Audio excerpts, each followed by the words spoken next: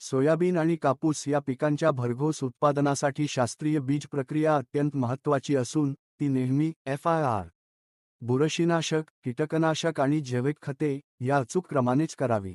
सोयाबीनसाठी प्रति 10 किलो बियाण्याला कार्बेंडेझिम 2.5 ग्रॅम, त्यानंतर रसशोषक किडींपासून संरक्षणासाठी थायोमिथोक्झाम 7.5 मिली आणि शेवटी रायझोबियम व PSB प्रत्येकी 250 ग्रॅम हलक्या हाताने चोळावे. तर कापसासाठी थायरम, थायोमिथोक्झाम आणि ॲझोटोबॅक्टरचा याच क्रमाने वापर करावा. ही प्रक्रिया करताना बियाण्याचे टरफल आवरण खराब होणार नाही याची काळजी घ्यावी आणि प्रक्रिया केलेले बियाणे उन्हात न ठेवता नेहमी सावलीतच सुकवावे.